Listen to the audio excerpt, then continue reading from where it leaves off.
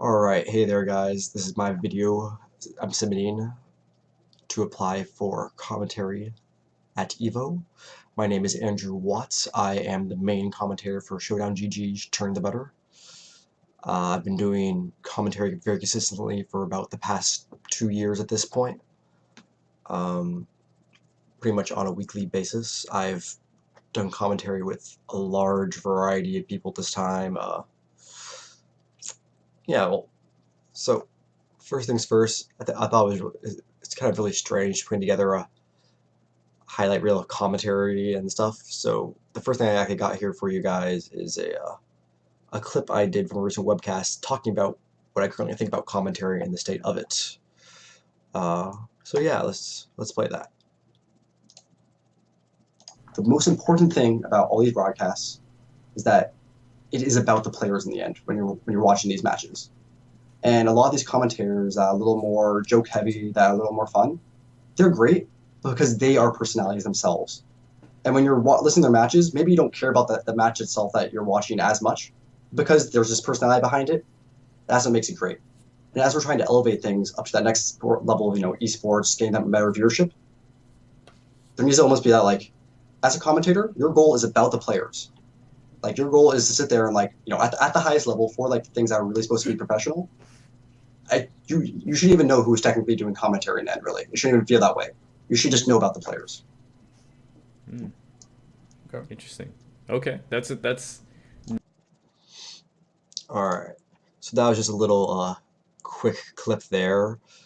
We go on to talk about a little bit more about how it's kind of the whole idea of, like, if you look at boxing or MMA fight or something, for the random viewer that comes in, I don't know who that random voice is that's talking to me. In the end, it doesn't matter. The fact that this voice is informative, talking about the gameplay, making you feel like you know what's going on, even if you don't really know what's going on, making you feel smart, that's really important about commentary, especially when you get to the highest level. Kind of like I said, that's where a lot of I really base my commentary off of, and I want to talk about how there's difference between a weekly broadcast like Turn the Butter, the importance of keeping it casual, versus when you get to really high level professional broadcasts like I believe Evo commentary should be, which gets to that point where you still need to be hyped, you still need to have fun. That's what makes good commentary. But at the end, it's really about making it so that when the casual viewers come in, not even the casual, just the viewers in general, they are enjoying the matches, they're having a good time, it's clean, it's smart. A lot of things like that. I guess the more stereotypical esports broadcast. Let's see, I made some notes about the things I wanted to mention here. Yeah, so with that type, I mean, it's really important to recognize that there's lots of different types of casters. There's people that are really hyped, there's people that are really kind of super casual and they sit there and they like being analytical and don't talk too much. I think one of my biggest strengths I've had in the last 2 years as a caster, just because of how much I've had to do. Caster, commentator, doesn't matter. Commentator. Is I've had to commentate with a large amount of individuals, and I'm very used to having to adapt my style to the people I'm working with. Be it they're extremely analytical and trying to have to bring in that hype a little bit more, to being a little more casual and having to go that direction. Lost my train of thought. Sorry, but anyway, to the next clip. I found a nice little clip of me being with someone that's a little more on the analytical side. One of the commentators from this last week's Turn the Butter. My co-commentator got a little off topic. We were still talking about something else after the match got started, and one of the later matches in the evening. And yeah, here, let's see what I do. Oops, scene 2. Because I feel like most of the characters in this game have someone that's just a nightmare. Well, right now we're going to have the who has the better birdie here, NorCal, Kevin Gione, or LPN? Who's going to have the better Vienna, the better soda can? Who can eat more donuts? Better banana game. Yeah, who has played more Mario Kart when they're growing up? Yeah. Better understanding of how to set up a banana peel. Okay, that was just an example I found when I was just going through so much footage trying to find a highlight of commentary, and that was one I just recognized as a point in time where I recognized that my co-commentator was going off in a direction that I felt wasn't where we needed to be going for the moment with the stream and everything. brought the topic back on topic to, hey, this match just started. It was cool what we were talking about in the breaks. Let's get back to this match, though. Here we have these players. My co-commentator was a little more on the analytical side. Tried to be a little funny and hype, whatever. It was cool. And I think that was a good example about that. So I only had one more clip here that I really wanted to show off, and then I was going to just link a bunch of my matches. Like I said, it was really strange trying to put together a highlight reel for commentary. Just seeing how I feel commentary isn't about the commentator.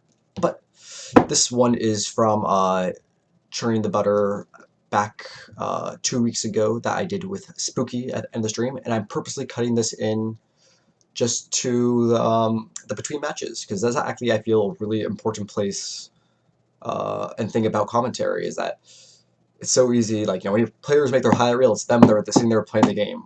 A lot of time of the commentary is you're sitting for that hour, and a lot of the hour, not a lot, but a good amount of that hour, could you just not be talking, commentating a match, but just talking to this other person, just having a conversation. And I actually haven't even finished watching this whole clip between us two, but it seemed like me and Spooky were having a good conversation, so I figured it'd be just like going to tossing her, just show you what it's like during the downtime, show you what I'm like during the downtime.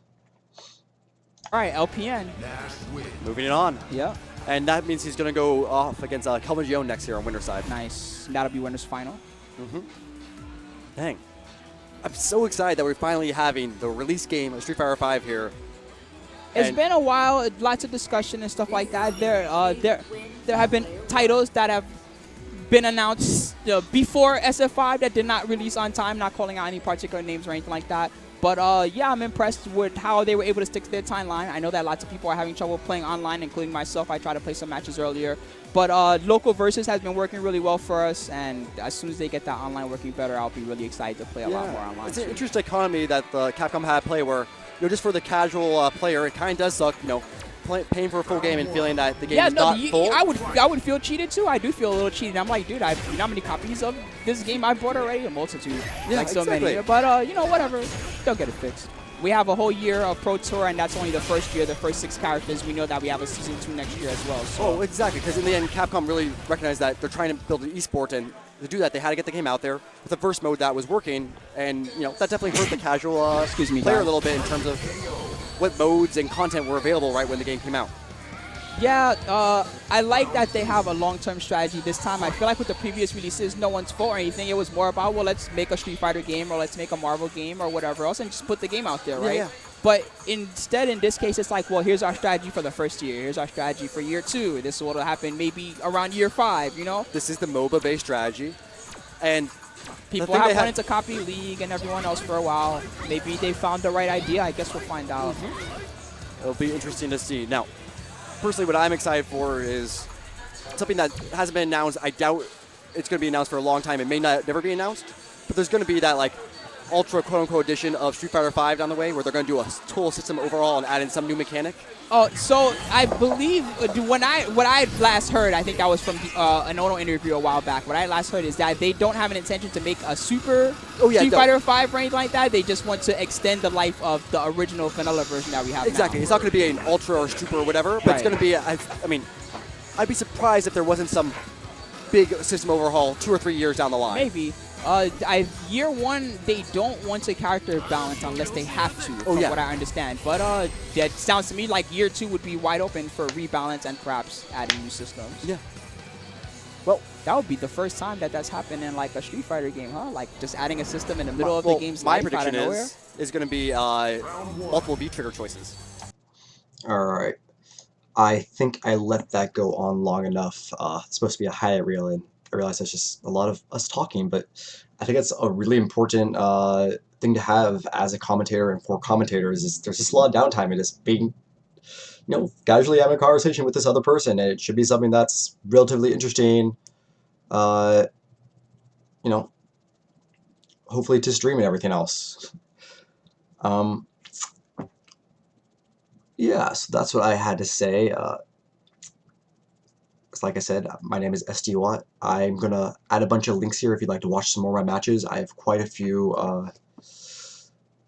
just matches in general. I'll probably just go through and pick some of my more recent ones. It's hard to even say what a highlight one is. I'm sure there's matches that I'm not happy with how my commentary was, but yeah. All right. Hope you enjoyed listening to me for however long I let this recording go on. Wow, I am very bad at doing the back end of the streaming side and this local recording. More and more Prophet Spencer and all you guys. Yeah. Cool. Stopping the recording.